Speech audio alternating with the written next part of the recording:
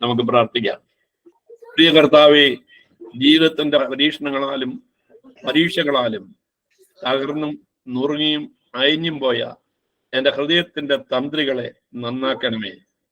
എൻ്റെ കർത്താവും രക്ഷകനുമായ അങ്ങേക്ക് സന്തോഷവും മഹത്വവും നൽകുന്ന മധുരമായ ഈണങ്ങൾ വായിക്കുവാൻ തമ്പുരാനെ എൻ്റെ ഹൃദയത്തെ അവിടുന്ന് നന്നാക്കി സ്തുതിയുടെ ഉപകരണമാക്കി വിശുദ്ധീകരിക്കണമേ എന്ന് പ്രാർത്ഥിക്കുന്നു. ആമീൻ. നെഹമ്യാവിന്റെ പുസ്തകം 3-ാം അധ്യായം അറിയപ്പെടുന്നത് the chapter of repairing and restoring എന്നുള്ളതാണ്. നമ്മൾ 10 വാതിലുകളാണ് നന്നാക്കുന്നത്. ആ 10 വാതിലുകൾ നമ്മുടെ ആത്മീയ ജീവിതത്തിൽ വളരെ ശ്രദ്ധേയമായിരിക്കുന്നതായ 10 പടികളാണ് എന്നുള്ളത് നമ്മൾ ചിന്തിച്ചു. നമ്മൾ 8 വാതിലുകളെ പറ്റി പഠിച്ചു. ഏതൊക്കെ 8 വാതിലുകൾ? ഒന്ന്, ഷീപ്പ് ഗേറ്റ്, ആട്ടിൻവാതിൽ. ആട്ടിൻവാതിൽ പുതിയ നിയമ സഭയ്ക്ക് വരുമ്പോൾ ആ ഡോർ ഓഫ് സാൽവേഷൻ, രക്ഷയുടെ വാതിൽ ആണെന്ന് നമ്മൾ പഠിച്ചു. രണ്ടാമത് ഫിഷ് ഗേറ്റ്, മത്സ്യ വാതിൽ അല്ലെങ്കിൽ മീൻ വാതിൽ. അത് ഇന്ന് നമ്മളെ സംബന്ധിച്ചിടത്തോളം അത് ഡോർ ഓഫ് ഇവാഞ്ചലിസം, സുവിശേഷവേല. രക്ഷിക്കപ്പെട്ട എല്ലാവരും സുവിശേഷവേലയിൽ ഭാഗഭാക്കാകണമെന്ന് കർത്താവ് നിർബന്ധമായി നമ്മളെ പറ്റി പ്രതീക്ഷിക്കുന്നു, ആഗ്രഹിക്കുന്നു എന്നുള്ള കാര്യം നമ്മൾ ചിന്തിച്ചു. 3, ഓൾഡ് ഗേറ്റ്, പഴയ വാതിൽ. അതെന്തിനെ കാണിക്കുന്നു? ഡോർ ഓഫ് ഫെലോഷിപ്പ്, കൂട്ടായ്മയുടെ വാതിലിനെ കാണിക്കുന്നു.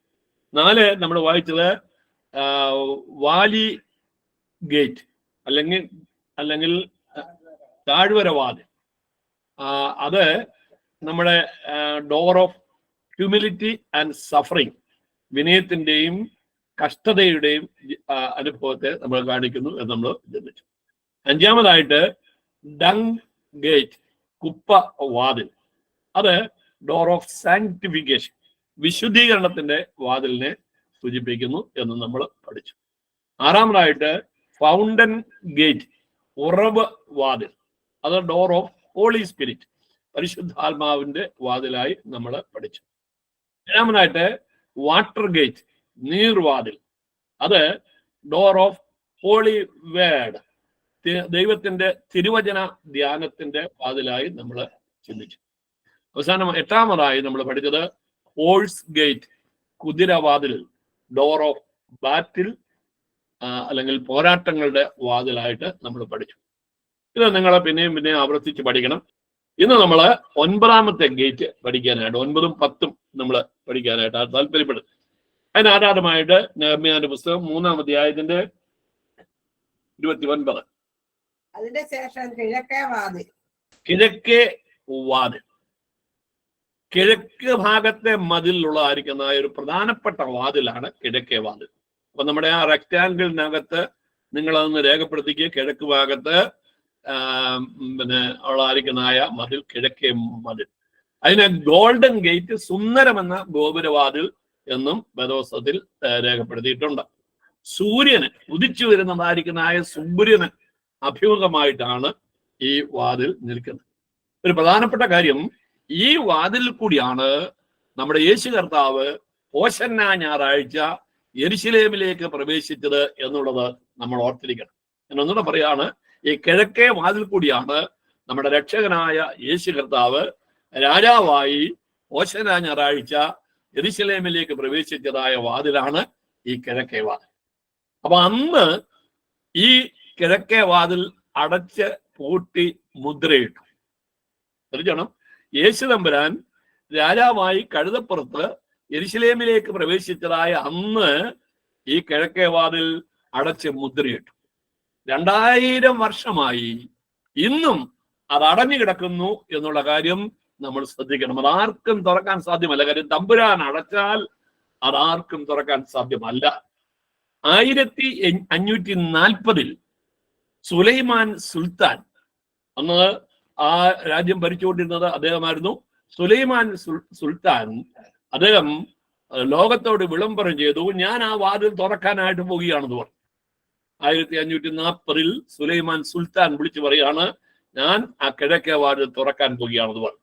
തുറക്കാൻ പോകുകയാണെന്ന് പറഞ്ഞതിന്റെ പിറ്റേ പ്രഭാതത്തിൽ ഒരു യഹൂദ റബി വിശുദ്ധ തിരുവെഴുത്തുമായി ഒരു ചുരുളുമായി ഈ സുലൈമാൻ സുൽത്താന്റെ അടുക്കെത്തിയത്. അദ്ദേഹത്തോട് പറഞ്ഞു, അങ്ങ് അത് തുറക്കത്, കാര്യം സ്വർഗത്തിലെ ദൈവം അടച്ചതായിരിക്കുന്നതായ വാതിലാണ്, അതുകൊണ്ട് അങ്ങനെ തുറക്കരുത് എന്ന് പറഞ്ഞു.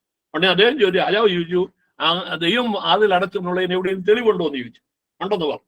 അദ്ദേഹം ആ ചുരുള് നിവർത്തിയിട്ട് എസെക്കിയേൽ പ്രവാചകന്റെ പുസ്തകം നിങ്ങൾ നോക്കിയ എഹെസ്കേൽ പ്രവാചകന്റെ പുസ്തകം 44 അധ്യായത്തിന്റെ 1-2 വാക്യം ഈ സുലൈമാൻ സുൽത്താനെ വായിച്ച് കേൾപ്പിക്കുകയാണ്.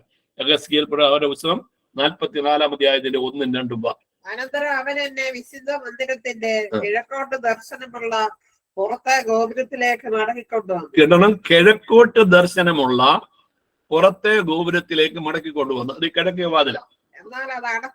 എന്നാൽ അത് അടച്ചിരുന്നു. അപ്പോൾ യഹോവ എന്നോട് അരുളി ചെയ്തത് ഈ ഗോപുരം തുറക്കാതെ അടച്ചിരിക്കണം. കാരണം എന്തുവാ? ആരും അതിൽ കൂടി കടക്കരുത്. ഇസ്രായേലിന്റെ ദൈവമായ യഹോവ അതിൽ കൂടി അകത്ത് കടന്നതുകൊണ്ട് അത് അടച്ചിരിക്കണം. ഹല്ലേലൂയ. സ്വർഗത്തിലെ ദൈവത്തിന്റെ പുത്രൻ യേശു കർത്താവ്, നമ്മുടെ രക്ഷകനായ യേശു കർത്താവ് രാജാവായി കഴുതപ്പുറത്ത് ആ വാതിൽ കൂടെ കടന്നതുകൊണ്ട് അത് അടച്ചിരിക്കണമെന്ന് തമ്പുരാൻ നിഷ്കർഷിച്ച. സുലൈമാൻ സുൽത്താൻ ഭയന്നു പോയെന്നാ പറയുന്നത്. അദ്ദേഹം പറഞ്ഞു, ഇല്ല, ഞാൻ അത് തുറക്കാനായിട്ട് ഉദ്യമിക്കുന്നില്ല, ഞാൻ അത് പിൻവാങ്ങുന്നു പറഞ്ഞു. എന്നാൽ 1967 ജൂൺ മാസത്തിൽ ഐക്യ അറബി റിപ്പബ്ലിക്കിന്റെ പ്രസിഡന്റും ഈജിപ്തിന്റെ ഏകഛത്രാധിപതിയുമായ പ്രസിഡന്റ് നാസർ, നിങ്ങൾക്കറിയാം പ്രസിഡന്റ് നാസർ നമ്മുടെ കാലഘട്ടത്തിൽ ഉണ്ടായിരുന്ന ഒരു മനുഷ്യനാണ് പ്രസിഡന്റ് നാസർ. അദ്ദേഹം പറഞ്ഞു, ഈ മാസം 24-ാം തീയതി, ജൂൺ മാസം 24-ാം തീയതി എന്ന് പറയുന്ന ഒരു ഡേറ്റ് കലണ്ടറിൽ ഉണ്ടെങ്കിൽ അന്ന് ഞാൻ ആ വാതിൽ തുറക്കുമെന്ന് പറഞ്ഞു. ലോകത്തിന്റെ ശ്രദ്ധാപുരുഷനായിരിക്കുന്ന ആ നാസർ വിളിച്ചു പറയാണ്, ഈ മാസം 24 എന്ന് പറയുന്നതായ ഒരു തീയതി ഉണ്ടെങ്കിൽ ഞാൻ അന്ന് വാതിൽ തുറന്നിരിക്കും എന്ന് മാത്രമല്ല, ഇസ്രായേൽ എന്ന പേര് വേൾഡ് മാപ്പിൽ നിന്ന് ഞാൻ എന്നേക്കുമായി തുടച്ചു മാറ്റുമെന്ന് പറഞ്ഞു. നോക്കിയ കരുത്തനായ ഒരു മനുഷ്യൻ, ഐക്യ അറബ് റിപ്പബ്ലിക്കിന്റെ പ്രസിഡന്റായ ഒരു മനുഷ്യൻ ലോകത്തോട് വിളിച്ചു പറയുകയാണ്, ഇസ്രായേൽ എന്ന് പറയുന്നതായിരിക്കുന്നതായ പേര് ലോകത്തിന്റെ മാപ്പിൽ നിന്ന്, വേൾഡ് മാപ്പിൽ നിന്ന് ഞാൻ തുടച്ചു മാറ്റാൻ പോവുകയാണെന്ന് പറഞ്ഞു.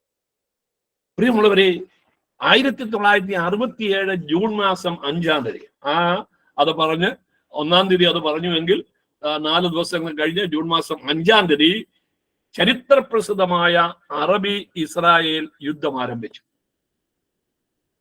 നാം ഓർക്കണം, ഒരു സ്ഥലത്ത് ഇസ്രായേൽ രാഷ്ട്രമാണ്. 1948 ഇസ്രായേൽ രാഷ്ട്രമായി തീർന്നത്. അപ്പോൾ 1967 എന്ന് പറയുമ്പോൾ 19 വയസ്സ് മാത്രമേ ഇസ്രായേലിന് അപ്പോൾ ഉള്ളൂ. യുദ്ധ സജ്ജീകരണങ്ങളില്ല, അങ്ങനെയുള്ളതായിരിക്കുന്നതായ വലിയ ക്രമീകരണങ്ങളൊന്നും അത് ആ കൊച്ചു രാജ്യത്തിനില്ല. അപ്പോൾ ആ രാജ്യത്തോടാണ് ഈജിപ്തും യോർദാനും സിറിയയും, എന്നോട് പറയാ, ഈജിപ്തും യോർദാനും സിറിയയും ഉൾപ്പെട്ടതായിരിക്കുന്നതായ സഖ്യ കക്ഷികൾ യുദ്ധത്തിനായിട്ട് ഇറങ്ങി പുറപ്പെട്ടു. യുദ്ധം കൊടുമ്പിരിക്കൊണ്ടു. ശക്തമായ യുദ്ധം. ഇസ്രായേലിനെ പിടിച്ചു നിൽക്കുവാൻ കേൾപ്പില്ലാതെ തകർന്നതായ ഒരു വലിയ നിരാശയുടെ അനുഭവത്തിലേക്ക് പോകുകയാണ്. ഒന്നുകിൽ മരണം, അല്ലെങ്കിൽ കീഴടങ്ങുക. ഈ 2 കാര്യത്തിൽ ഒന്നല്ലാതെ മറ്റു മാർഗം അവരില്ല. അവരെല്ലാം ദൈവാലയത്തിൽ കയറി പ്രാർത്ഥിക്കാനായിട്ട് തുടങ്ങി. കണ്ണുനീരോടുകൂടി പ്രാർത്ഥിച്ചതിന്റെ ഫലമായിട്ട് 6-ാമത്തെ ദിവസം ജൂൺ മാസം 10-ാം തീയതി, ശ്രദ്ധിച്ചേക്കണം, ജൂൺ മാസം 10-ാം തീയതി യുദ്ധം തുടങ്ങി. 6-ാമത്തെ ദിവസം ഇസ്രായേലിന്റെ ധീരരായ വൈമാനികർ ജീവൻ പണയപ്പെടുത്തി തങ്ങളുടെ ബോംബ് വർഷിക്കുന്ന യുദ്ധവിമാനങ്ങളുമായി പറന്നുയർന്ന് ശത്രുക്കളുടെ റഡാറിൽ പെടാതെ ഭൂമിയോട് അടുത്ത് താണ് ഒരു പരിധിക്ക് താഴോട്ട് പറന്നു കഴിഞ്ഞാൽ പിന്നെ ശത്രുക്കളുടെ റഡാറിൽ ഈ വിമാനങ്ങളൊന്നും പതിയില്ല.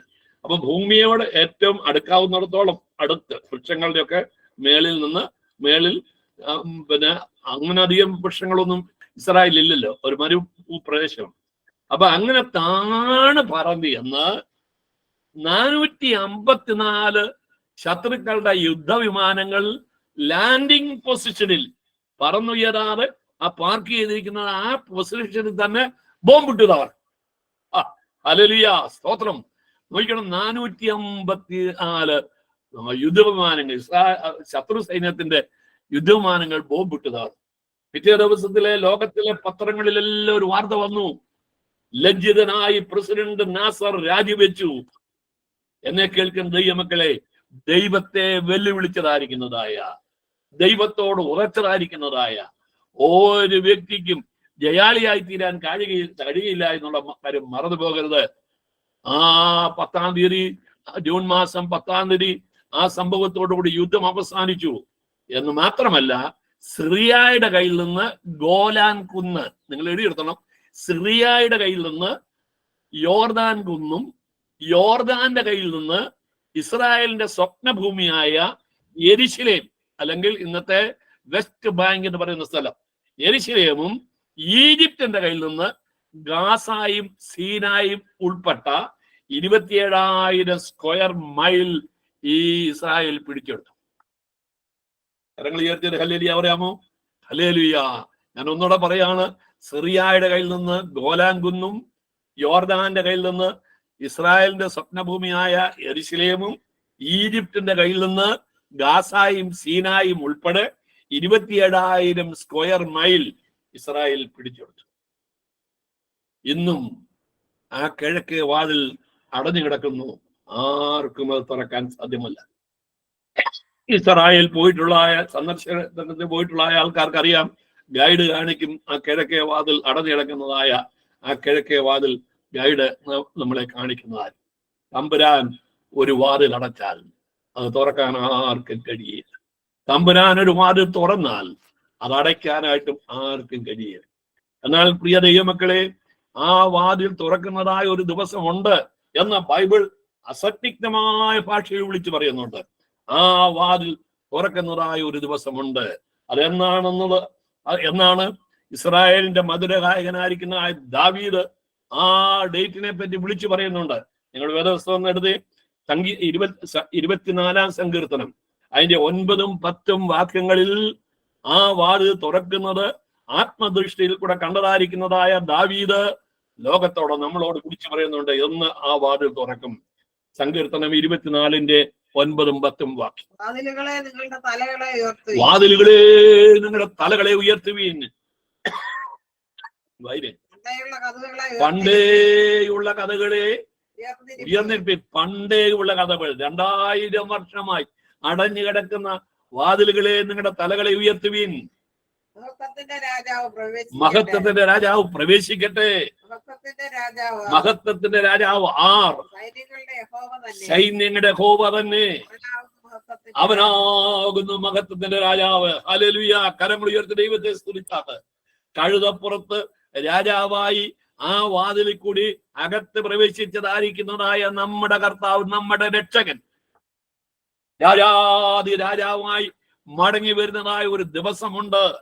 ആ ആത്മദൃഷ്ടിയിൽ കണ്ടതായിരിക്കുന്ന ദാവീദ് വിളിച്ചു പറയുന്നു, വാതിലുകളെ നിങ്ങളുടെ തലകളെ ഉയർത്തുവീൻ, പണ്ടേയുള്ള കഥകളെ ഉയർന്നിരിപ്പീൻ. മഹത്വത്തിന്റെ രാജാവ് പ്രവേശിക്കട്ടെ. മഹത്വത്തിന്റെ രാജാവ് ആർ? ബലവാനും വീരനുമായ സൈന്യങ്ങളുടെ യഹോവ തന്നെ. Praise the Lord. എന്റെ കർത്താവ്, എന്റെ രക്ഷകൻ രാജാവായി മടങ്ങി വരുന്നതായ ദിവസം ആ വാതിൽ തുറക്കും. എന്നാൽ ഒരു സന്തോഷ വാർത്തയുണ്ട്. ആ വാതിൽ തുറക്കപ്പെടുമ്പോൾ അന്ന് കർത്താവിന്റെ കൂടെ മടങ്ങി വരുന്നതായ കർത്താവിന്റെ കൂടെ ഞാൻ കാണും. സ്തോത്രം. നിങ്ങൾ കാണും, നമ്മൾ കാണും. കർത്താവിന്റെ മണവാട്ടി സഭ ആ സന്ദർഭത്തിൽ കാണും എന്നുള്ളത് പ്രിയമുള്ളവരെ നമ്മളെ സന്തോഷിപ്പിക്കുന്നതായ ഒരു യാഥാർത്ഥ്യമല്ലേ? ഹല്ലേലൂയ. ആ വാതിൽ തുറക്കുന്നതിന്റെ 7 വർഷം മുമ്പ് ചരിത്രത്തിൽ അതിപ്രധാനമായ ഒരു സംഭവം നടക്കും. ഞാൻ ഒന്നുകൂടെ പറയുകയാണ്, ആ കിഴക്കേ വാതിൽ തുറക്കുന്നതിന്റെ 7 വർഷം മുമ്പ് ചരിത്രത്തിൽ ഇന്ന് വരെയും സംഭവിക്കാത്തതായ ഒരു വലിയ സംഭവം നടക്കും. അതെന്താണ്? പൗലോസ് തെസ്സലോനിക്കർക്ക് എഴുതുമ്പോൾ അതിന്റെ 1 തെസ്സലോനിക്കർ 4-ാം അധ്യായത്തിന്റെ 16, 17, 18 വാക്യങ്ങളിൽ രേഖപ്പെടുത്തിയിട്ടുണ്ട്. നിങ്ങൾക്ക് എല്ലാവർക്കും അറിയാവുന്നതായ വാക്യം. അറിയാവുന്നവർ എന്നോട് ചേർന്ന് ആ വാക്യം ഒന്ന് ഉച്ചത്തിൽ വിളിച്ചു പറഞ്ഞേ. കർത്താവ് താൻ ഗംഭീരനാദത്തോടും പ്രധാന ദൂതന്റെ ശബ്ദത്തോടും സ്വർഗ്ഗത്തിൽ നിന്ന് ഇറങ്ങി വരും. ക്രിസ്തുവിൽ മരിച്ചവർ മുമ്പേ ഉയർത്തെഴുന്നേൽക്കും. പിന്നെ ജീവനോട് ശേഷിക്കുന്ന നാം ഓരോരുത്തരും ഹല്ലേലൂയ, ഇന്ന് ഈ ഡിജിറ്റൽ പ്ലാറ്റ്ഫോമിൽ സംബന്ധിക്കുന്നതായ 181 ഡിവൈസിൽ കൂടെ കാണുന്നതായിരിക്കണം ദൈവമക്കളെ, നാം ഓരോരുത്തരും രൂപാന്തരപ്പെട്ട് ഇവരോടൊരുമിച്ച്, ആരോടൊരുമിച്ചാണ്? ഉയർത്തെഴുന്നേറ്റതായി ഇവരോടൊരുമിച്ച് മേഘങ്ങളിൽ എടുക്കപ്പെടും.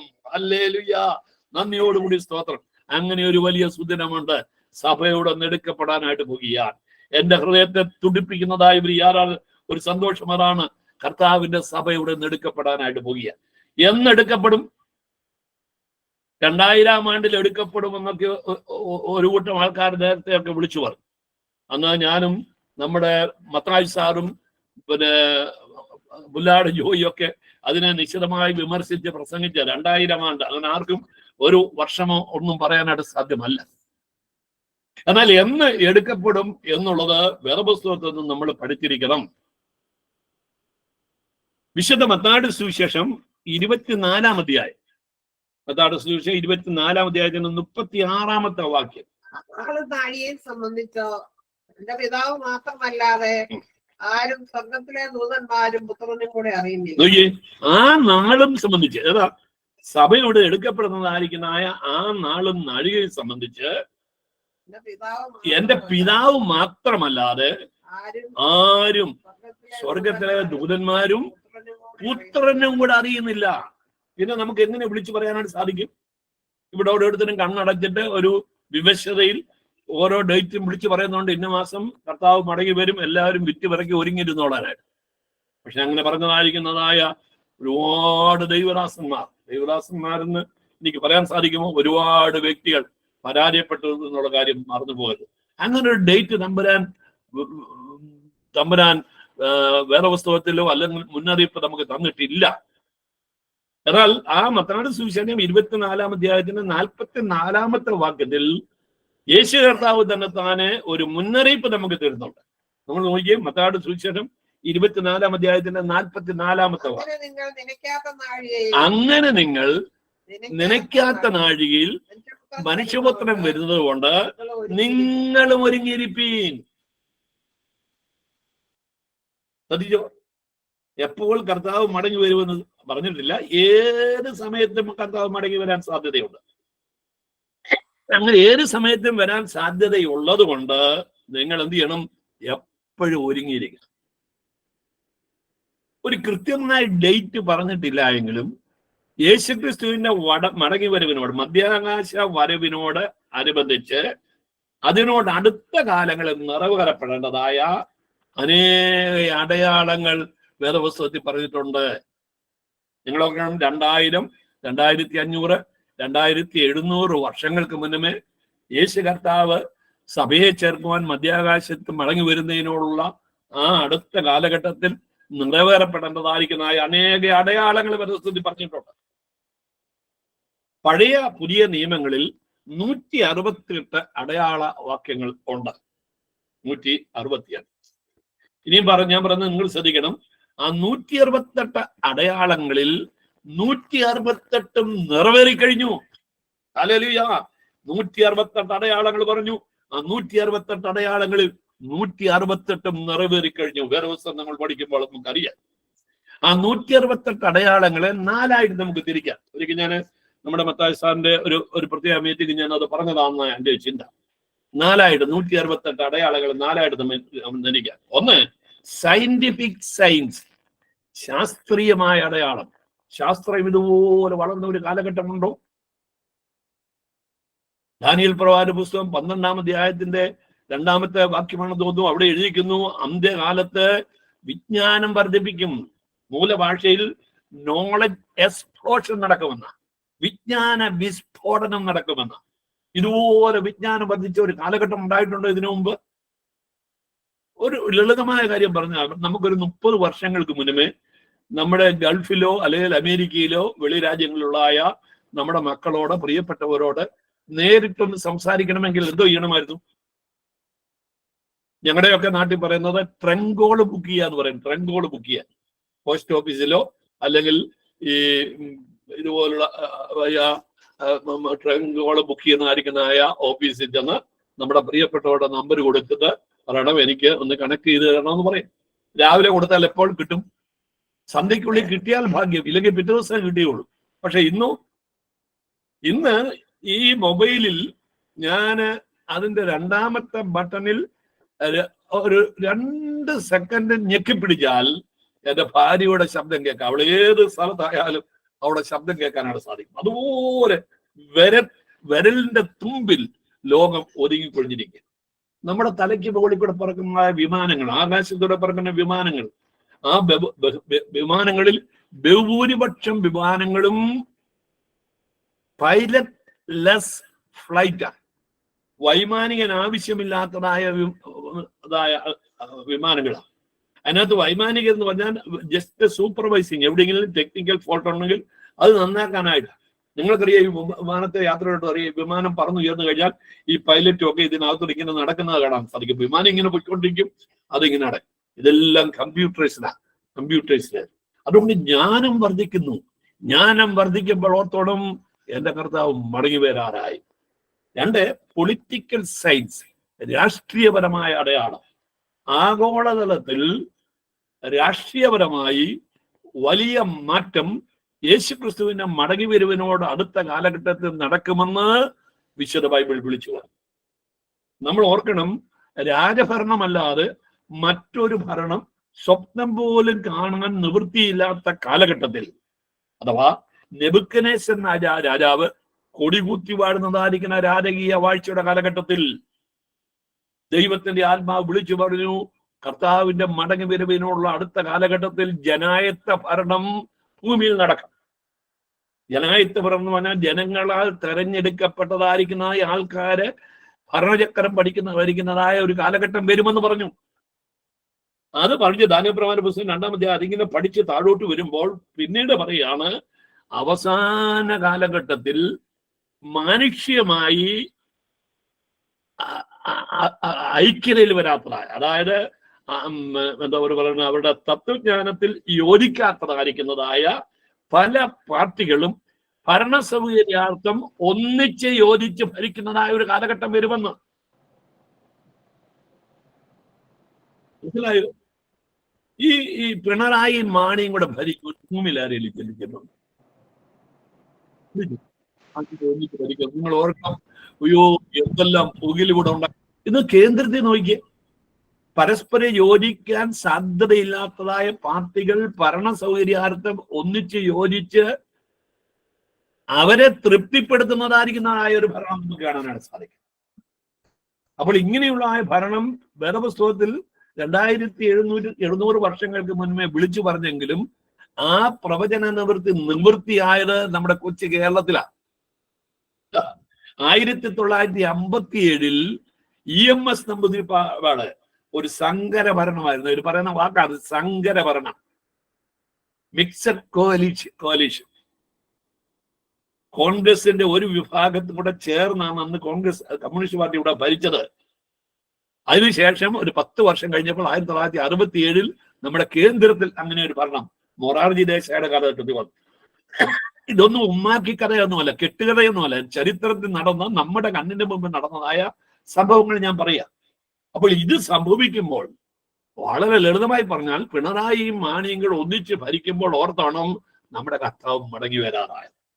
അപ്പോൾ സയന്റിഫിക് സയൻസ്, പൊളിറ്റിക്കൽ സയൻസ്, പിന്നെ റിലീജിയസ് സയൻസ്, മതപരമായിരിക്കുന്ന അയാള് കർത്താവിന്റെ മടങ്ങി വരവിനുള്ള ബന്ധത്തിൽ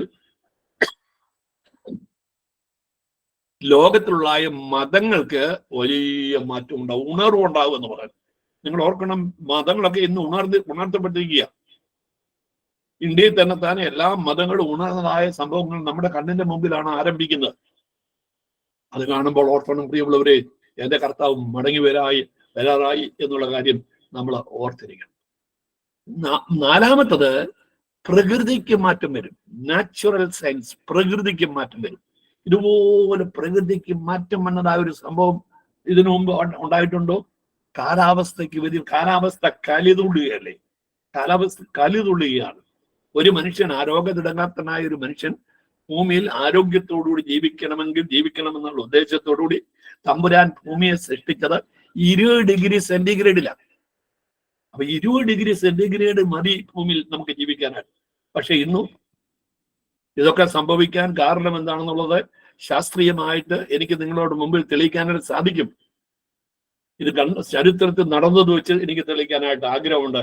പക്ഷെ സമയമില്ലാത്തതുകൊണ്ട് ഞാൻ ആ ഭാഗത്തേക്ക് കടക്കാം. അപ്പൊ ഈ 4 വിധ പ്രവചനം ഏതൊക്കെയാ? Scientific science, political science, religious science, natural science. ഈ 4 വിധ അടയാളങ്ങൾ 1990 ശേഷം, ഇതിൽ ബഹുഭൂരിപക്ഷം അടയാളങ്ങളും നിറവേറിയത് 1990 ശേഷം. ഇന്ന് ജീവനോടിരിക്കുന്നതായ എന്റെയും നിങ്ങളുടെയും കാലഘട്ടത്തിൽ അത് നിറവേറിയെങ്കിൽ, പ്രിയമുള്ളവരെ, നമ്മുടെ തലമുറയിൽ കർത്താവ് മടങ്ങി വരാൻ സാധ്യതയുണ്ട്. യേശു ക്രിസ്തുവിന്റെ മടങ്ങി വരവിനോട് ഏറ്റവും അടുത്ത കാലഘട്ടത്തിൽ ജീവിക്കുന്ന ഒരു തലമുറയിലാണ് ഞാനും നിങ്ങളും ഒന്ന് ഓർത്ത് വളരെ വിശുദ്ധിയോട്, വിശ്വസ്തയോടുകൂടി, ഭക്തിയോടുകൂടി ജീവിക്കുവാനായിട്ട് ഞാൻ നിങ്ങളെ ഈ സമയത്ത് ഓർപ്പിക്കുകയാണ്. So prepare the door of hope. പ്രത്യാശയുടെ വാതിൽ. കിഴക്കേ വാതിൽ എന്തിനെ സൂചിപ്പിക്കുന്നു? പ്രത്യാശയുടെ വാതിലിനെ സൂചിപ്പിക്കുകയാണ്. ഒരു വാക്യം കൂടെ നമുക്ക് വായിച്ചിട്ട് ആ ഭാഗത്ത് നമുക്ക് മുന്നോട്ട് പോകാം. യോഹന്നാന്റെ 1-ാം ലേഖനം, 1 യോഹന്നാൻ 2-ാം അധ്യായത്തിന്റെ 28-ാമത്തെ വാക്യം. 1 യോഹന്നാൻ 2-ാം അധ്യായത്തിന്റെ 28-ാമത്തെ വാക്യം. ഈ കുഞ്ഞുങ്ങളെ, അവൻ പ്രത്യക്ഷനാകുമ്പോൾ നാം അവന്റെ സന്നിധിയിൽ ലജ്ജിച്ചു പോകാതെ അവന്റെ പ്രത്യക്ഷതയിൽ. ശ്രദ്ധിക്കണം, ഇനിയും കുഞ്ഞുങ്ങളെ, അവൻ പ്രത്യക്ഷനാകുമ്പോൾ നാം അവന്റെ സന്നിധിയിൽ ലജ്ജിച്ചു പോകാതെ അവന്റെ പ്രത്യക്ഷതയിൽ നമുക്ക് ധൈര്യം ഉണ്ടാകേണ്ടതിന് അവനിൽ വസിപ്പീൻ. ഈ ഇന്നത്തെ ഈ മീറ്റിംഗ് സംബന്ധിക്കുന്നതായ 194 ഡിവൈസിൽ കൂടെ കേൾക്കുന്നതായ ദൈവമക്കളോട് ശക്തമായിട്ട് ദൈവാത്മാ വിളിച്ചു പറയുന്ന, ലജ്ജിച്ചു പോകാതിരിക്കാൻ അവനിൽ വസിക്കണം, അവനിൽ വസിക്കണം. ഇനി അതും ഇതും പറഞ്ഞ് നമുക്ക് സമയം കളയാനായിട്ടില്ല. നിസ്സാരമായ കാര്യങ്ങൾക്ക് അടിയുണ്ടാക്കാനുള്ള സമയമില്ല. ചർച്ച് പൊളിറ്റിക്സ് ഒക്കെ വിട്. ദൈവവചനത്തിന് കൂടുതൽ ശ്രദ്ധ കൊടുക്ക്. കൂട്ടായ്മയ്ക്ക് മുൻതൂക്കം കൊടുക്ക്. രക്ഷാനിർണയം പ്രാപിച്ചു എന്നുള്ള ഉറപ്പോടുകൂടി, വിശുദ്ധിയോടുകൂടി, നമ്മുടെ ജഡത്തിലെ സകല കന്മഷങ്ങളും കർത്താവിന്റെ രക്തത്താൽ കഴുകി വിശുദ്ധിയോടുകൂടി അവനിൽ വസിച്ച് ഒരുങ്ങിയിരിക്കുവാൻ ദൈവാത്മാവ് ഞാൻ നിങ്ങളോട് ഓർപ്പിക്കും. നമുക്കറിയാം, മത്തായിയുടെ സുവിശേഷം 25-ാം അധ്യായത്തില് കന്യകമാരുടെ കഥ കർത്താവ് പറയുന്നുണ്ട്. ആ മണവാളനെ എതിരേൽപ്പാൻ എത്ര കന്യകമാര് പുറപ്പെട്ടു? 10 പേര് പുറപ്പെട്ടു. എത്ര പേര് വിളക്കെടുത്തു? 10 പേരും വിളക്കെടുത്തു. മണവാളൻ വരാൻ താമസിച്ചപ്പോൾ എത്ര പേര് ഉറങ്ങി? 10 പേര് ഉറങ്ങി. മണവാളൻ വരുന്ന ആർപ്പുളി ഉണ്ടായപ്പോൾ എത്ര പേര് ഉണർന്നു? 10 പേര് ഉണർന്നു. എത്ര പേര് വിളക്ക് കത്തിച്ചു? 10 പേരും വിളക്ക് കത്തിച്ചു. പക്ഷെ എന്തോ സംഭവിച്ചത്? 5 പേരുടെ വിളക്ക് കെട്ടുപോയി, 5 പേരുടെ വിളക്ക് കത്തി. ഇതെന്താ വിളിച്ചു പറയുന്നത്? നീ കാത്തിരുന്നാൽ മാത്രം പോരാ, ഒരുങ്ങിക്കാത്തിരിക്കണം, ഒരുങ്ങിക്കാത്തിരിക്കണം, ഒരുങ്ങിക്കാത്തിരിക്കണം. പ്രിയ സഹോദര, സഹോദരി, നീ ഒരുങ്ങിയിട്ടുണ്ടോ? ഇന്ന് കർത്താവ് മടങ്ങി വന്നാൽ ആ എടുക്കപ്പെടുന്ന ദൈവസഭയുടെ കൂട്ടത്തിൽ ഞാനും കാണപ്പെടുമെന്നുള്ള ഉറപ്പ് നിനക്കുണ്ടോ? ഇല്ല എങ്കിൽ prepare the door of hope. പ്രത്യാശയുടെ വാതിൽ, കിഴക്കേ വാതിൽ, ഹല്ലേലൂയ, ഈസ്റ്റ് ഗേറ്റ് ഇന്ന് റിപ്പയർ ചെയ്യാൻ മനഃപൂർവ്വം ആഗ്രഹിക്കണം, മനഃപൂർവ്വം ശ്രമിക്കണം, അതിനുവേണ്ടി പ്രാർത്ഥിക്കണം. അപ്പോൾ 9ാമത്തെ വാതിലാണ് കിഴക്കേ വാതിൽ. ഇനി ഒരു വാതിലൂടെ പറഞ്ഞ് നമുക്ക് ഇന്നത്തെ മീറ്റിംഗ് അവസാനിപ്പിക്കാം. എനിക്കിനിയും ഏതാണ്ട് 15 മിനിറ്റോടെ ഉണ്ടല്ലോ. അതുകൊണ്ട് ആ ഭാഗത്ത് കൊണ്ട് നമുക്ക് ഒടിച്ചു പോകാം. 10ാമത്തെ വാതിൽ, നെഹമ്യാവിന്റെ പുസ്തകം 1-ാം അധ്യായത്തിന്റെ 31ാമത്തെ വാക്യം. നെഹമ്യാവ് 3:31. അതിന്റെ ശേഷം തട്ടാന്മാരിൽ ഒരുവനായ മൽക്കിയാവ് ഹമീദ് ഖാൻ വാതിലിനു നേരെ ദൈവാലയ ദാസന്മാരുടെയും കച്ചവടക്കാരുടെയും സ്ഥലം വരെയും മതി. നോക്കിയേ, ഇച്ചിരി നമുക്ക് പ്രൊനൗൺസ് ചെയ്യാനായിട്ട് അല്പം ബുദ്ധിമുട്ടാണ്. ഹമീദ് ഖാദ് വാതിൽ. ഞാൻ ഇന്നലെ അത് പല പ്രാവശ്യം ഇങ്ങനെ പറഞ്ഞു അതൊന്ന് അല്പമെങ്കിലും. ഹമീദ് ഖാദ് വാതിൽ. അതിന് വേറെ പേര് പറഞ്ഞിരിക്കുന്നത് മിപ്കാട് വാതിൽ. മിപ്കാട്, MIPHKAD, മിപ്കാട് വാതിൽ എന്ന് പറയും. അപ്പോൾ ഹമീഫ് ആദ് വാതിൽ വടക്കേ മാതിലിൽ സ്ഥിതി ചെയ്യുന്നതായ ഒരു വാതിലാണ്. നിങ്ങളുടെ ആ ഡ്രോയിങ്ങിൽ ഒന്ന് വരച്ച റെക്ടാങ്കിൾ നിങ്ങളുടെ മുമ്പിലുണ്ടല്ലോ. അതിന്റെ അതിൽ വടക്കേ വാതിലിൽ ഒന്ന് മാർക്ക് ചെയ്ത് ഹമീഫ് കാദ് വാതിൽ. ഇതിന് വേദപുസ്തകത്തിൽ വേറൊരു പേര് പറയുന്നത് കച്ചേരി വാതിൽ എന്ന് പറയുന്നത്. കോൺസേർട്ട് ഡോർ, കച്ചേരി വാതിൽ എന്ന് പറയാറുണ്ട്. അത് പറയാൻ കാരണം ഇസ്രയേൽ മൂപ്പന്മാർ ജനത്തെ ന്യായം വിധിക്കുവാൻ കൂടി വരുന്നത് ഈ വാതിലിന് സമീപമാണ്. അപ്പൊ ഇന്ന മാസം ഇത്രാം തീയതി ഈ ഹമീദ് കാവലിന്റെ വാതിൽ ജനത്തിലെ മൂപ്പന്മാർ കൂടി വരുന്നു, അവിടെ ന്യായം വിധിക്കുമെന്നുള്ള അനൗൺസ്മെന്റ് പറയുമ്പോൾ ഹമീദ് കാദ് വാതിലിന് സമീപമാണ്. അവിടെയാണ് ജനത്തെ ന്യായം വിധിക്കുവാനായിട്ട് ഇസ്രായേലിന്റെ മൂപ്പന്മാർ ഒന്നിച്ചു കൊടുത്തു. നാം ഓർക്കണം, ആർക്കും ഒഴിഞ്ഞു മാറാൻ സാധ്യമല്ലാത്ത ഒന്നാണ് ദൈവത്തിന്റെ ന്യായവിധി. ഇത് വളരെ ഗൗരവമായി ചെയ്യണം. രക്ഷിക്കപ്പെട്ടവരും രക്ഷിക്കപ്പെടാത്തവരും വളരെ ഗൗരവമായി ചിന്തിക്കണം. ദൈവത്തിന്റെ ന്യായവിധിയിൽ നിന്ന് ആർക്കും ഒഴിഞ്ഞു മാറാൻ സാധ്യമല്ല. എബ്രായ ലേഖനം 9-ാം അധ്യായത്തിന്റെ 27-ാമത്തെ വാക്യത്തിൽ പരിശുദ്ധാത്മാവ് ശക്തമായ ഒരു വാണിംഗ് നമുക്ക് തരുന്നുണ്ട്. എബ്രായ ലേഖനം 9:27 നിങ്ങളൊന്ന് കുറിച്ചിടണമേ, വായിക്കുന്നില്ല, സമയമില്ലല്ലോ, ഞാൻ മുന്നോട്ട് പോയാം. എബ്രായർ 9:27 ഒരിക്കൽ മരണവും പിന്നെ ന്യായവിധിയും സകല മനുഷ്യർക്കായി നിയമിച്ചിരിക്കുന്നു. ശ്രദ്ധിച്ചോ, എപ്പോഴാ ന്യായവിധി? ഞാൻ റോഡിൽ കൂടെ വണ്ടി ഓടിച്ചോണ്ട് പോകുമ്പോൾ കാർ ഇടിച്ച് മരിച്ചു, ഒരു ആക്സിഡന്റ് ഉണ്ടായി മരിച്ചു. അത് ന്യായവിധിയാണോ? എനിക്ക് പെട്ടെന്നൊരു അസുഖം ഉണ്ടായി, ഞാൻ മരിച്ചു, ന്യായവിധിയാണോ? ഇന്ന് ആത്മീയതയിൽ ബലഹീനരായ ബാലിശമായിരിക്കുന്നതായ ഇത്ര പ്രസംഗങ്ങളും പ്രവചനങ്ങളും നമുക്ക് കാണാൻ സാധിക്കും. നിങ്ങൾ ഓർക്കണം, വേദപുസ്തകം പറയുന്ന ഒരിക്കൽ മരണവും പിന്നെ എന്നുള്ളതിനൊരു അടിവരയിട്ട്, പിന്നെ എന്ന് പറഞ്ഞാൽ എന്തോ, മരണശേഷം ഒരിക്കൽ മരണവും പിന്നെ ന്യായവിധിയും ദൈവം സകല മനുഷ്യർക്കായി നിയമിച്ചിരിക്കും. അപ്പോൾ ന്യായവിധി എന്ന് പറയുന്നത് മരണത്തിന് ശേഷം, എന്നാൽ ബാലശിക്ഷ എന്ന് പറയുന്നത് നമ്മൾ ജീവിച്ചിരിക്കുമ്പോഴാണ്. അത് ഓർത്തണം, ബാലശിക്ഷയുണ്ട്. ആ ബാലശിക്ഷ നമ്മൾ ജീവിച്ചിരിക്കുമ്പോഴാണ്. അത് നമ്മളെ തകർക്കാൻ വേണ്ടിയല്ല, നമ്മളെ വളർത്താൻ വേണ്ടി, നമ്മുടെ വിശുദ്ധിയിൽ തികവുള്ളവരാക്കി തീർക്കുവാൻ, നമ്മുടെ വിശ്വാസത്തെ മേന്മയുള്ളതാക്കാൻ വേണ്ടിയാണ് ബാലശിക്ഷ. ഇത് രണ്ടും കൂടെ ഒന്നിച്ച് കൂട്ടി നമ്മൾ യോജിപ്പിക്കാൻ. അപ്പോൾ ഒരിക്കൽ ന്യായവിധി, ഒരിക്കൽ മരണവും പിന്നെ ന്യായവിധിയും സകല മനുഷ്യർക്കായി നിയമിച്ചിരിക്കുന്നു. ഒരു ചോദ്യം ഞാൻ ചോദിക്കട്ടെ, അങ്ങനെയാണെങ്കിൽ സഭയ്ക്ക് ന്യായവിധി ഉണ്ടോ? റോമാലേഖനം 8-ാം അധ്യായത്തിന്റെ 1-ാമത്തെ വാക്യത്തിൽ പൗലോസ് പറയുന്നു, ഇപ്പോൾ ക്രിസ്തുയേശു ഉള്ളവർക്ക് ഒരു ശിക്ഷാവധിയുമില്ല. അപ്പൊ ആദ്യം നിങ്ങൾ ശ്രദ്ധിച്ചോണം, ഒരു ന്യായവിധി ഇല്ല എന്നല്ല, ശ്രദ്ധിക്കണം. വേദപുസ്തകം പഠിക്കുമ്പോൾ അങ്ങനെ ശ്രദ്ധിക്കണം. നമ്മൾ ഓടിച്ച് വായിച്ചു പോയരുത്. ഇപ്പോൾ ക്രിസ്തുയേശു ഉള്ളവർക്ക് ഒരു ന്യായവിധിയും ഇല്ലെന്നല്ല, ഒരു ശിക്ഷാവധിയും ഇല്ല എന്നുള്ളതാണ്. അപ്പൊ യേശുക്രിസ്തുവിൽ മറഞ്ഞിരിക്കുന്നതായ, യേശുക്രിസ്തുവിൽ ശരണം പ്രാപിച്ചതായ, രക്ഷാനിർണയം പ്രാപിച്ച് രക്ഷയിൽ വളർന്നുകൊണ്ടിരിക്കുന്നതായിരിക്കുന്നതായ ദൈവമക്കളെ, സഭയ്ക്ക് ന്യായവിധിയില്ല, ശിക്ഷാവിധിയില്ല, എന്നാൽ ന്യായവിധി ഉണ്ട്. രണ്ട് അപ്പോസ്തലനായ പൗലോസ് കൊരിന്ത്യർക്ക് എഴുതിയ രണ്ടാം ലേഖനം, 2 കൊരിന്ത്യർ 5-ാം അധ്യായം അതിന്റെ 10-ാമത്തെ വാക്യം നോക്കി. 2 കൊരിന്ത്യർ 5-ാം അധ്യായത്തിന്റെ 10-ാമത്തെ വാക്യം നമുക്ക് എല്ലാവർക്കും അറിയാവുന്ന ഒരു വാചകമാണ്. അവനവൻ ശരീരത്തിലിരിക്കുമ്പോൾ ചെയ്തത് നല്ലതാകിലും തീയതാകിലും അതിന് തക്കവണ്ണം പ്രാപിക്കേണ്ടതിന് നാം എല്ലാവരും ക്രിസ്തുവിന്റെ ന്യായാസനത്തിന് മുമ്പാകെ വെളിപ്പെടേണ്ടതാവും. ന്യായാസനം എന്തിനു വേണ്ടിയാ? ന്യായമായി വിധിക്കേണ്ടതിന് വേണ്ടി ന്യായാസനം.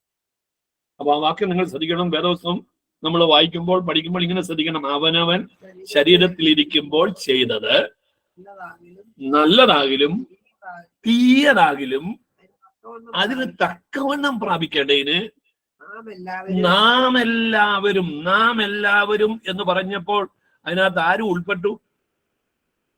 ഇതെഴുതിയതായിരിക്കുന്ന പൗലോസ്ലീഹായി ഉൾപ്പെടെ പറയുകയാണ്, നാം എല്ലാവരും ക്രിസ്തുവിന്റെ ന്യായാസനത്തിന് മുമ്പാകെ വെളിപ്പെടേണ്ടതാവുന്നു. യേശുവിനെ കർത്താവും രക്ഷിതാവുമായി ബോധിച്ചതുപോലെ ജീവിക്കാം. അപ്പൊ നമ്മുടെ ഈ മതിലുകളുടെ പുറത്ത് കുപ്പിച്ചിൽ എഴുതാറുണ്ട്. ആ കുപ്പിച്ചിലിന്റെ മേളിൽ കൂടെ ആരും കയറാതിരിക്കാൻ വേണ്ടിയൊക്കെ ചെയ്യുന്നത്. പക്ഷെ ഈ കുപ്പിച്ചിലിനിടെ കൂടെ പൂച്ച നടക്കുന്ന കണ്ടിട്ടുണ്ടോ? പൂച്ച ഈ കുപ്പിച്ചിലിന്റെ മേളിൽ കൂടെ പൂച്ച ഇങ്ങനെ ഒരു കാലെടുത്ത് വെച്ചു, അടുത്ത കാലെടുത്ത് വെച്ചു, മറ്റേ കാലെടുത്ത് വെച്ചു, ഇങ്ങനെ വളരെ സൂക്ഷിച്ച് നടക്കുന്ന നിങ്ങൾ കണ്ടിട്ടില്ലേ? അതുപോലെ നടക്കണം, അതുപോലെ നടക്കണം. വളരെ ശ്രദ്ധയോടുകൂടി, ഏകാഗ്രതയോടുകൂടി, പ്രാർത്ഥനയോടുകൂടി നടക്കണം. ഇല്ല എങ്കിൽ നാം ദുഃഖിക്കേണ്ടി വരുമെന്നുള്ളതിന് യാതൊരു സംശയമില്ല. എന്തിനെല്ലാം ന്യായവിധിയുണ്ട് നിങ്ങളെ കുറിച്ചെടുക്കണം. ഞാൻ ഓടിച്ചു പറയുകയാണ്, എന്തിനെല്ലാം ന്യായവിധിയുണ്ട്. സഭാപ്രസംഗിയുടെ പുസ്തകം 12-ാം അധ്യായത്തിന്റെ 13-14 വാക്യം. സഭാപ്രസംഗി 12-ന്റെ 13-14 വാക്യം. എല്ലാത്തിന്റെയും സാരം കേൾക്കുക. എല്ലാത്തിന്റെയും സാരം കേൾക്കുക എന്ന് പറഞ്ഞ ശലോമോൻ പറയുന്ന എല്ലാത്തിന്റെയും സാരം കേൾക്കുക. ദൈവത്തെ ഭയപ്പെട്ട് അവന്റെ കൽപ്പനകളെ പ്രമാണിച്ചുകൊള്ളുക. അതാകുന്നു സകല മനുഷ്യർക്കും വേണ്ടത്. അടുത്തത്, ദൈവം നല്ലതും തീയതുമായ സകല പ്രവൃത്തികളെയും സകല രഹസ്യങ്ങളുമായി ന്യായവിസ്താരത്തിൽ വരും. ഈ പ്ലാറ്റ്ഫോമിൽ സംബന്ധിക്കുന്നതായ ദൈവമക്കളോട് ഞാൻ ഓർപ്പിക്കുകയാണ്, വളരെ ശ്രദ്ധയോടുകൂടി നമ്മൾ ജീവിക്കണം. സകല പ്രവൃത്തികളും സകല രഹസ്യങ്ങളും. എനിക്കത് വിവരിക്കാനായിട്ട് ആഗ്രഹമുണ്ട്, പക്ഷേ സമയമില്ല. രണ്ടാമത് എന്തിനാണ് ന്യായം വിധിക്കുന്നത്? മത്തായിയുടെ സുവിശേഷം 12-ാം അധ്യായത്തിന്റെ 36-ാമത്തെ വാക്യം. എന്നാൽ മനുഷ്യർ പറയുന്ന ഏത് നിസ്സാര വാക്കിനും ന്യായവിധി ദിവസത്തിൽ കണക്ക് പോകും. ഏത് നിസ്സാര വാക്കിനും, അടിമറിയിട്ട് ഏത് നിസ്സാര വാക്കിനും ന്യായവിസ്താരത്തിൽ കണക്ക് പൊലിപ്പിക്കണം. നമ്മൾ പറഞ്ഞതായിരിക്കുന്ന പാഴ്വാക്കുകൾ, മറ്റുള്ളവർക്ക് എതിരായി പറഞ്ഞ വാക്കുകൾ, ഇതിനൊക്കെ ന്യായം വിധിക്കുന്നതായ ദിവസമുണ്ട് എന്നുള്ള കാര്യം മറന്നുപോയി. 3 മത്തായിയുടെ സുവിശേഷം 5-ാം അധ്യായം 22-ാമത്തെ വാക്യം. ഞാനോ നിങ്ങളോട് പറയുന്നത്, സഹോദരനോട് ബോധിക്കുന്നതെല്ലാം ന്യായവിധിക്ക് യോഗ്യരാകും. അടുത്തത്, സഹോദരനോട് നിസാര എന്ന് പറഞ്ഞാലോ ന്യായാധിപ സഭയുടെ മുമ്പിൽ നിൽക്കേണ്ടി വരും. അടുത്തവിടെ ഗൂഢ എന്ന് പറഞ്ഞാലോ അഗ്നിനരകത്തിന് യോഗ്യരാകും. നിങ്ങൾ ശ്രദ്ധിച്ച 3 കാര്യം പറയുന്നത്. ഒന്ന്, സഹോദരനോട് കോപിക്കരുത്. പൗലോസ്ലീഹാ അത് കുറച്ചുകൂടെ വ്യാഖ്യാനിച്ച് പറഞ്ഞു, കോപിച്ചാൽ നിങ്ങൾ പാപം ചെയ്യരുത്. പിന്നെ നിസാര എന്ന് പറയരുത്.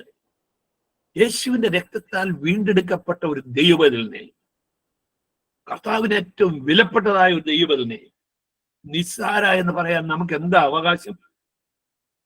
അങ്ങനെ പറഞ്ഞിട്ടുണ്ടെങ്കിൽ ആത്മാർത്ഥമായി കർത്താവിനോട് ക്ഷമയോടെ ആ നിസാര എന്ന് പറഞ്ഞ സഹോദരൻ ജീവിച്ചിരിക്കുന്നുണ്ടെങ്കിൽ അവനോടും നിരപ്പ് പ്രാപിക്കണം.